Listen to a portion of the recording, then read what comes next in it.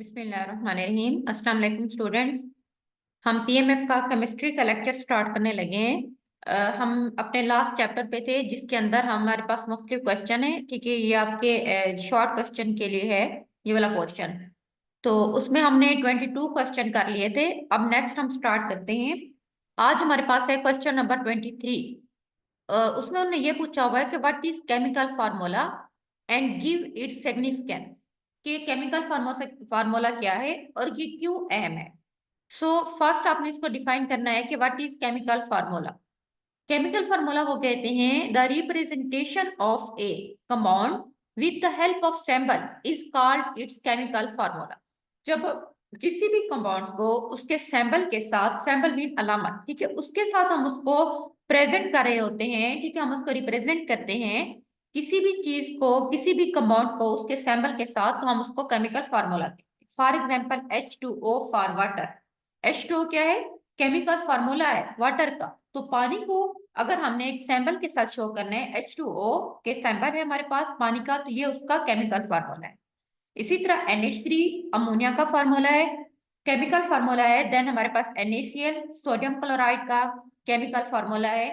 And then हमारे पास है H2SO4 सल्फ्यूरिक एसिड, ये उसका केमिकल फार्मूला है।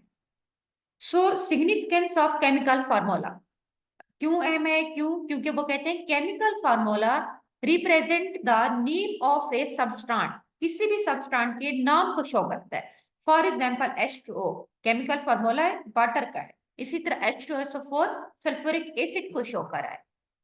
It indicate the element present in the compound. दूसरा, ये इसीलिए सिग्निफिकेंट है क्योंकि किसी भी कंपाउंड के अंदर जो एलिमेंट होते हैं ये उनको इंडिकेट करता है। फॉर एग्जाम्पल जिस तरह वाटर का हम कहते हैं H2O, हमें पता है वाटर के अंदर दो तरह के एलिमेंट्स हैं, ऑक्सीजन एंड हाइड्रोजन। तो उन दोनों की भी इंडिकेशन हमें दे रहा है, उससे हमें पता चलता है इसके केमिकल फार्मूले को देख के कि इसके अंदर हमारे पास कौन से एलिमेंट्स हैं।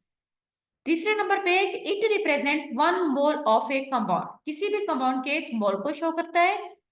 इट रिप्रेजेंट वन मॉलिक्यूल या formula unit of A compound, किसी भी कंपाउंड के अंदर एक मॉलिक्यूल, जिस तरह वाटर हमारे पास एक मॉलिक्यूल्स है ना, उसमें उसका फार्मूला यूनिट इस चीज को भी ये शो करता है।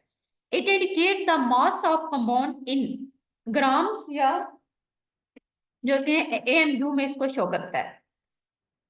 उसके बाद हमारे पास एटॉमिक नंबर, ठीक है, उसके जो यूनिट्स होते हैं उससे उनको शो किया जाता है। देन हमारे पास क्वेश्चन नंबर 24 है describe the steps for written the chemical formula of ionic compound. वो कहते हैं कि आयोनिक कंपाउंड्स का केमिकल फार्मूला लिखने के लिए कौन कौन से स्टेप्स हैं उसको डिस्क्राइब करें। तो इसमें कुछ स्टेप्स हैं जिसको देख के हम आयोनिक कंपाउंड के केमिकल फार्मूले को लिख सकते हैं। फर्स्ट उसमें चीज ये है कि सबसे पहले आपने क्या करना है कि right symbol of element side by side so that positive and is on the left side. वो कहते हैं कि आपने इस तरह से सबसे पहले हमने उसका सिंबल लिखना है। फॉर एग्जांपल अगर हम बात करते हैं सोडियम क्लोराइड की, NaCl, हमें पता है इसमें दो चीजें हैं। NaCl उसका केमिकल फॉर्मूला है, N के ऊपर पॉजिटिव चार्ज होता है, क्लोराइड के ऊपर होता है नेगेटिव चार्ज। तो हमने इसके सबसे पहले हमने उसका सिंबल लिखना है, क्योंकि पॉजिटिव आयन जो होते हैं वो लेफ्ट साइड के ऊपर होती है और नेगेटिव जो होते हैं वो राइट साइड के। द सेकंड हमने लिखना है कि write the valency of each ion on red top corner of its symbol, उसके सैंबल्स के जो राइट साइड के ऊपर जो आयन है उसकी हमने वैलेंसी चेक करनी है। फॉर एग्जांपल लेफ्ट साइड के ऊपर हमारे पास पॉजिटिव सोडियम है और सेकंड हमारे पास राइट साइड के ऊपर क्लोराइड नेगेटिव है। हमने उसकी वैलेंसी को चेक करना है, ठीक है, कि कितना है। तो इस ये हमारे पास स्टेप्स हैं दूसरे नंबर पे। इस तरह हम sodium chloride Na+Cl- calcium chloride Ca2++Cl-। इसी तरह हमारे पास है कैल्शियम ऑक्साइड, उसके बाद हमारे पास है अल्मीनियम जो है ना सल्फेट, ये इसके Al3++S2-। तो ये हमने इस तरह से इसको लिखना है। तीसरे नंबर पे हमारे पास है bring the valency of each ion to the lower right corner of the other ion by cross exchange method. अब हमने दोनों की वैलेंसी को क्रॉस एक्सचेंज मेथड से, फॉर एग्जांपल ये हमारे पास है सोडियम और ये क्लोराइड है, तो दोनों को हमने एक्सचेंज करना है। इस तरह कैल्शियम क्लोराइड के अंदर भी, और इसके हमने जो सोडियम के हैं वो हमने क्लोराइड पे लेके आने, क्लोराइड के हमने कैल्शियम पे लेके जाने हैं। इस तरह कैल्शियम ऑक्साइड में भी सेम वही एक्सचेंज मेथड से हमने उनकी वैलेंसी को एक्सचेंज करना है। उसके बाद है cancel the valency if they are same, अगर दोनों की वैलेंसी सेम है तो हमने उनको क्या कर देना है, कैंसिल कर देना है। The formula of above compound are NaCl, calcium chloride, calcium oxide, and Al2S3 aluminum sulfate. If the compound contain any radical, then radical is written within the small bracket. ठीक है, अगर वो कहते हैं कि उसमें कोई रेडिकल्स होता है तो हम उसको स्मॉल ब्रैकेट में लिखते हैं। फॉर एग्जांपल उन्होंने बताया एल्यूमिनियम सल्फेट की बात की है, Al2 फिर SO3 ब्रैकेट के बाहर हमारे पास 3 ये उसके रेडिकल्स हैं। इस तरह हम कैल्शियम फॉस्फेट की बात करते हैं Ca3PO4 ब्रैकेट के बाद 2, तो हम उसको ब्रैकेट स्मॉल ब्रैकेट के अंदर लिखते हैं, तो उसके फिर बाहर हम उसको शो करते हैं उसके रेडिकल। नेक्स्ट हमारे पास है क्वेश्चन नंबर 25 कि what is difference between empirical formula and molecular formula. इन दोनों में क्या फर्क है, कि एम्पेरिकल फार्मूला क्या है और molecular formula. The simplest formula which show the smallest ratio of all the atom in a compound. किसी भी कंपाउंड के अंदर जितना भी एटम होते हैं उन सब की जो स्मॉलेस्ट रेशियो को शो करता है, उस फार्मूले को हम उसका एम्पेरिकल फार्मूला कहते हैं। फॉर एग्जांपल अगर हम बेंजीन की बात करते हैं तो empirical formula of benzene is CH and empirical formula of glucose is CH2O है। बेंजीन हमें पता है C6H6, उसमें 6 रिंग मेंबर एक रिंग होता है जिसमें 6 कार्बन होते हैं, तो CH उसका एम्पेरिकल फार्मूला है। उसमें क्योंकि 2 ही एटम होते हैं, जबकि ग्लूकोज के अंदर हमें पता है C6H12O6 होता है, तो CH2O उसका एम्पेरिकल फार्मूला है। Because ionic compound form 3 dimensional network, so they are represent by a formula unit या एम्पेरिकल फार्मूला से हम उसको शो करते हैं। Empirical formula of sodium chloride NaCl है क्योंकि ये एक आयोनिक कंपाउंड है। इसी तरह कोवेलेंट कंपाउंड जिसमें हमारे पास सिलिका है वो 3 डायमेंशनल नेटवर्क बनाता है, so ratio of silicon and oxygen atom is 1:2 है। सो जो सिलिका का या जो सैंड का जो हमारे पास एक कोवेलेंट कंपाउंड है उसका जो एम्पेरिकल फार्मूला होगा वो हमारे पास है SiO2 Si, ठीक है। उसके बाद हमारे पास है O2, क्योंकि इसमें इसकी रेशियो जो है ना, इसमें जो सिलिकॉन है वो 1 है और ऑक्सीजन हमारे पास है 2 है, इसीलिए शो किया हुआ है। नेक्स्ट हमारे पास है molecular formula, the formula which show actual number of atom in A molecule, उसको हम कहते हैं मॉलिक्यूलर फार्मूला। एम्पेरिकल फार्मूला हमें बताते हैं all atoms in A compound, कि उनकी सबसे स्मॉलेस्ट रेशियो को शो करता है कि कितना है, जबकि मॉलिक्यूलर फार्मूला हमें actual number of atom in A molecules, एक मॉलिक्यूल्स के अंदर एक्चुअल नंबर ऑफ एटम कितना है ये हमें ये बताता है। फॉर एग्जांपल हमने ऊपर कहा था कि एम्पेरिकल फार्मूला तो सिंपल है, जो CH है बेंजीन का, लेकिन उसमें 2 चीजें हैं जो कि कार्बन एटम है और हाइड्रोजन एटम है, दोनों के एक्चुअल नंबर क्या है उस चीज को शो करता है, हम उसको मॉलिक्यूलर फार्मूला कहते हैं। For example molecular formula of benzene is C6H12, mean के 6 इसमें कार्बन है और 6 इसमें हाइड्रोजन एटम। इस तरह ग्लूकोज का C6H12O6। Molecular formula is equal to empirical formula, ठीक है, और ब्रैकेट में हम लिखे n है, n नंबर मीन कितना होगा उसका एम्पेरिकल फार्मूला। फॉर एग्जांपल अगर बेंजीन के 6 हैं तो ब्रैकेट के बाहर हम 6 लिख लेंगे, इस तरह हमारे पास है। फॉर एग्जाम्पल वो कहते हैं कि बेंजीन का वही बात ऊपर वाली दोबारा बताई हुई कि एम्पेरिकल फार्मूला उसका CH है और वैल्यू ऑफ नंबर 6 है, सो हम उसके ब्रैकेट के बाहर 6 लिखते C6H6 से शो करेंगे। कुछ उन्होंने चीजों के मॉलिक्यूलर फार्मूला और एम्पेरिकल फार्मूला टेबल में दिए गए हैं। फॉर एग्जाम्पल अगर हम बात करते हैं हाइड्रोजन परऑक्साइड की, उसका एम्पेरिकल फार्मूला होता है HO, उसका मॉलिक्यूलर फार्मूला होता है H2O2, mean number of atoms हमें बता रहा है उस मॉलिक्यूल्स के अंदर। देन हमारे पास है बेंजीन, CH है उसका। इसी तरह मॉलिक्यूलर फार्मूला C6H6 ग्लूकोज का CH2 और C6H12O6। नेक्स्ट हमारे पास क्वेश्चन है कि what is difference between molecular mass and formula mass. अब इनमें क्या फर्क है। Molecular mass mean the sum of atomic mass of all the atom present in one molecule, एक मॉलिक्यूल के अंदर जो तमाम एटम्स मौजूद है उनका एटॉमिक मास क्या है, उनको हम जब जमा करते हैं जो उसका सम होता है उसका मॉलिक्यूलर मास कहते हैं। For example molecular mass of oxygen, oxygen में क्या है कि 2 एटम्स है ऑक्सीजन के O+O, एक में कितना होते हैं एटॉमिक मास है 16, दूसरे का भी 16 है, तो 16 + 16 इज इक्वल टू 32, तो उसका मॉलिक्यूलर मास है 32। इस तरह हम बात करते हैं मॉलिक्यूलर मास ऑफ वाटर की, तो उसका 18 है, हाइड्रोजन के 1 + 1 और उसके 2 ये हो गए और 16 उसके, तो 18 है। इस तरह कार्बन के 12 है और बाकी इसके 2 है 32, वो तो हमारे पास टोटल आ जाएंगे 44।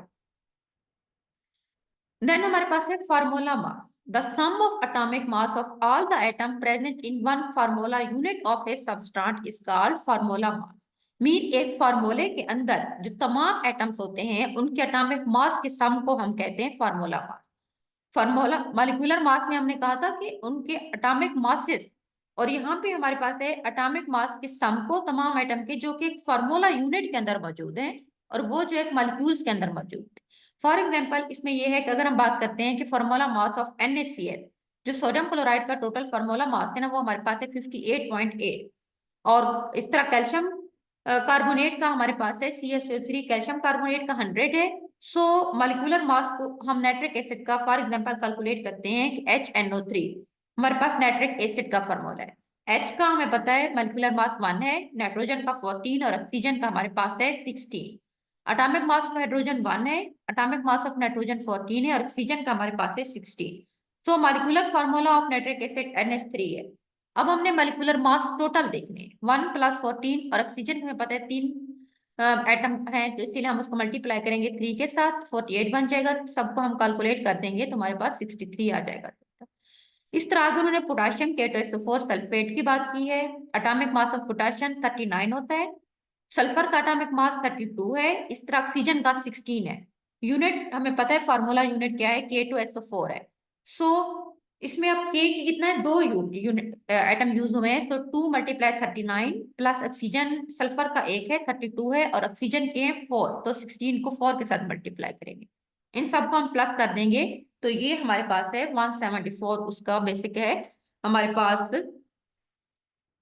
फार्मूला मास है उसका। सो ये हमारे पास क्वेश्चन थे, उन्होंने नीचे अपना खुद उन्होंने बताया हुआ कि आप अपना टेस्ट करके इसको बताओ कि आपने क्या ऊपर पढ़ा है, तो वही सेम चीजें।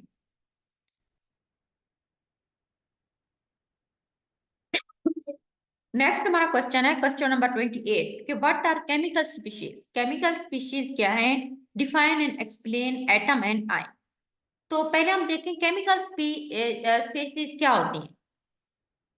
The particle which take part in chemical reaction, ठीक है, कोई भी पार्टिकल जो किसी केमिकल रिएक्शन में हम उसको केमिकल स्पीशीज कहते हैं। For example atom, ions, molecules, molecular and radical, ये सारे के सारे हमारे पास केमिकल स्पीशीज हैं जो किसी भी केमिकल रिएक्शन के अंदर टेक पार्ट करती हैं। फॉर एग्जांपल H एटम है, इस तरह O2 हमारे पास मॉलिक्यूल्स है, CH4 एक मॉलिक्यूलर आयन है और H एक फ्री रेडिकल है जिसके ऊपर कोई भी ना तो पॉजिटिव नेगेटिव कोई भी चार्ज नहीं है, वो हमारे पास एक फ्री रेडिकल। अब हम देखते हैं कि व्हाट इज एटम क्या है। The smallest particle of an element which can और can not exist freely but take part in chemical reaction. वो कहते हैं कि किसी भी एलिमेंट का छोटे से छोटा पार्टिकल जो आजादाना रह भी सकता है, नहीं भी रह सकता, बट किसी भी केमिकल रिएक्शन के अंदर वो हिस्सा जरूर लेता है, उसको हम कहते हैं atom. For example hydrogen, oxygen, nitrogen, carbon, ये सारे एटम है, फ्रीली भी हो सकते हैं और किसी के साथ कॉम्बिनेशन में भी रह सकते हैं। इसी तरह हम बात करते हैं आयंस की। आयंस क्या होते हैं कि हमें पता है कि एटम या group of atom having positive या नेगेटिव चार्ज, किसी भी एटम के ऊपर या कुछ चार्ज होता है, चाहे वो पॉजिटिव होता है या नेगेटिव, तो वो आयन बन जाता है। फॉर एग्जाम्पल Na सोडियम, हमें पता है उसके ऊपर प्लस पॉजिटिव चार्ज है, पोटाशियम के ऊपर भी पॉजिटिव है, क्लोराइड के ऊपर नेगेटिव है एंड देन ब्रोमीन के ऊपर भी नेगेटिव है। उसके बाद फर्दर 2 चीजें होती है, एक हमारे पास होती है कीटाइन। अगर हम आयन की बात करते हैं उसमें फर्दर 2 टाइप्स की हैं, कीटाइंस एंड इनाइंस। कीटाइंस मीन कोई भी अगर आयन जिसके ऊपर पॉजिटिव चार्ज होता है उसको हम कीटाइन कहते हैं। फॉर एग्जांपल सोडियम, पोटाशियम, ये हमारे पास कीटाइन है। A cation is formed when an atom loses electron from its valence shell। अपने जो बहर वलय शेल होता है, जब उसमें से कोई भी एटम इलेक्ट्रॉन को खारिज करता है, उसको उसका लॉस होता है, तो उसके ऊपर पॉजिटिव चार्ज आता है। For example hydrogen, hydrogen H+ आएगा, उसमें से एक इलेक्ट्रॉन रिमूवल हो जाता है। इस तरह सोडियम के ऊपर भी, और कैल्शियम में से 2 निकल रहे हैं तो उसके ऊपर +2 पॉजिटिव चार्ज है। अगर हम इनाइंस की बात करते हैं तो एन आइन हैविंग चार्ज इज कॉल्ड इनाइन, जिसके ऊपर एक नेगेटिव चार्ज होता है उसको हम इनाइन कहते हैं। हैविंग ए नेगेटिव चार्ज, यहाँ पे मिस्टेक से बुक में लिखा हुआ है, यहाँ पे आप लोग लिख सकते हैं कि एक ion having negative charge is called anion. For example, chloride, Cl minus, oxygen, O2 minus. Anion is formed when a atom gain electron in its valence shell. अपने बाहर वाले शेल में जो वैलेंस शेल होता है उसमें से जब कोई एटम एक इलेक्ट्रॉन को गेन करता है तो उसके ऊपर negative charge. For example chloride, chlorine plus उसने एक को गेन किया है किसी भी इलेक्ट्रॉन को तो उसके ऊपर माइनस चार्ज आ गया। इस तरह ऑक्सीजन ने 2 को गेन किया तो उसके ऊपर ऑक्साइड 2 माइनस आ गया। नेक्स्ट हमारा क्वेश्चन है कि what do you know about molecules and molecular ion. वो कहते हैं कि मॉलिक्यूल्स और मॉलिक्यूलर आयन दोनों के बारे में आप क्या जानते हैं। तो पहले हम देखते हैं कि मॉलिक्यूल्स क्या है। The smallest particle of a substance which can exist freely or and show all the properties of its substance is called molecule. किसी भी सबस्टेंस का छोटे से छोटा पार्टिकल जो आजादाना तौर पर रह सकता है और उस सबस्टेंस की तमाम प्रॉपर्टीज को भी शो करता है हम उसको मॉलिक्यूल्स कहते हैं। फॉर एग्जांपल H2O, वाटर एक मॉलिक्यूल्स है। इसी तरह H2O, ठीक है, हमारे पास हाइड्रोजन, उसके बाद O2, ठीक है, ऑक्सीजन, ये सारे हमारे पास मॉलिक्यूल्स हैं। उसमें दो उसके जो है ना सबस्टेंस के अंदर उसकी मतलब के एटम्स मिलके एक मॉलिक्यूल्स पर आते हैं। देन हमारे पास है मॉलिक्यूलर आयन क्या है। When a molecule loss or gain electron then ion formed. वही बात जो हमने ऊपर पढ़ी थी कि जब मॉलिक्यूल्स में से किसी एक इलेक्ट्रॉन का गेन होता है या वहां से उसका लॉस होता है तो देन हमारे पास मॉलिक्यूलर आयन बन जाते हैं। For example N2 plus nitrogen ion, ठीक है, इस तरह CH4 आयन। उसके बाद cation molecular ion has positive charge, वही बात है, और इनायन के ऊपर नेगेटिव चार्ज हो। जो कीटायनिक मॉलिक्यूलर आयन होते हैं मीन जिनके ऊपर पॉजिटिव चार्ज होता है वो कहते हैं कि फाउंड इन अबंडेंट, मीन कसरत से पाए जाते हैं। Molecular ions are produced when a gas is bombarded by high energy electron in discharge tube. जब कोई भी गैस डिस्चार्ज ट्यूब के अंदर एक गैस के हाई एनर्जी के थ्रू गैस की बम्बार्डमेंट की जाती है तो उस वक्त मॉलिक्यूलर आयंस बनते हैं। देन हमारे पास है question number 30, difference between atom and ion. वो कहते हैं कि एटम और आयन में क्या फर्क है आपने ये बताना है। देन हमारा क्वेश्चन है बी, उसका पार्ट है कि मॉलिक्यूल्स एंड मॉलिक्यूलर आयन में क्या फर्क है। देन हमारे पास है आयन एंड फ्री रेडिकल्स। तो ये आपकी बुक में बड़े अच्छे टेबल बने हुए हैं, यहाँ से आप इनको डिफ्रेंशिएट कर सकते हैं। तो फर्स्ट हमारे पास है कि एटम्स और आयन्स में क्या फर्क। हम ये देखते हैं कि एटम और आयन क्या है। Atom smallest particle of element, हमने ऊपर भी पढ़ा था, विच कैन और can not exist freely and can take part in chemical reaction, हम उसको एटम कहते हैं। For example hydrogen, nitrogen, oxygen, ये एटम्स हैं। आयंस क्या होता है कि कोई भी एटम या ग्रुप ऑफ एटम जिसके ऊपर कोई पॉजिटिव या नेगेटिव एक चार्ज होता है हम उसको आयन कहते हैं। फॉर एग्जांपल Na+, सोडियम के ऊपर पॉजिटिव चार्ज है, इस तरह Cl- क्लोराइड के ऊपर नेगेटिव चार्ज है। सेकंड इसमें ये फर्क है कि जो एटम है वो किसी भी एलिमेंट का सबसे छोटा पार्टिकल होता है, smallest particle of an element. जबकि आयन जो होता है वो सबसे छोटा पार्टिकल होता है किसी आयोनिक कंपाउंड्स का। एटम होता है एलिमेंट का, आयन होता है आयोनिक कंपाउंड का स्मॉलेस्ट पार्टिकल है। इसी तरह थर्ड नंबर पे हमारे पास है कि जो एटम होता है इट कैन और कैन नॉट एग्जिस्ट फ्रीली, ये फ्रीली रह भी सकता है और नहीं भी रहता। जबकि जो आयन होता है it can not exist freely, ये नहीं रहता बल्कि it is surrounded by positive ion, उसके ऊपर पॉजिटिव आयन होते हैं। जिस तरह हम H2O वाटर की बात करते हैं, हाइड्रोजन के ऊपर पॉजिटिव चार्ज, ऑक्सीजन के ऊपर नेगेटिव है, तो वो फ्रीली नहीं रहता बल्कि दोनों वो उसके इर्द गिर्द पॉजिटिव आयंस लाजमी होते हैं। उस तरह atom is a neutral particles and has positive या नेगेटिव चार्ज, मीन एटम के ऊपर कोई चार्ज नहीं होता, वो न्यूट्रल होता है। जबकि आयन कहते हैं उसके जिसके ऊपर कोई पॉजिटिव या नेगेटिव चार्ज हो। अच्छा, 20 का क्वेश्चन है कि difference between molecules and molecular ions, इन दोनों में क्या फर्क है।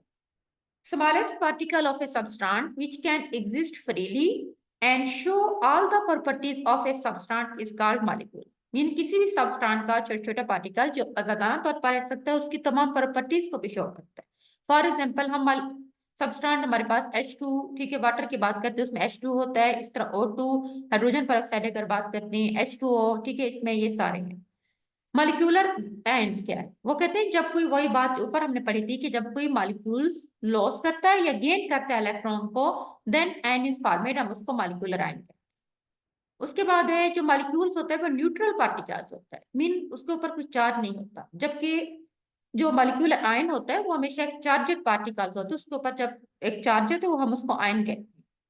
इसी तरह जो मॉलिक्यूल्स होता है वो it is formed bye combination of atom, जब एटम आपस में मिलते हैं तो हमारे पास एक मॉलिक्यूल्स बनाते हैं, जिस तरह H2O वाटर, वाटर एक मॉलिक्यूल्स है, इसमें हाइड्रोजन और ऑक्सीजन के एटम आपस में मिले हैं।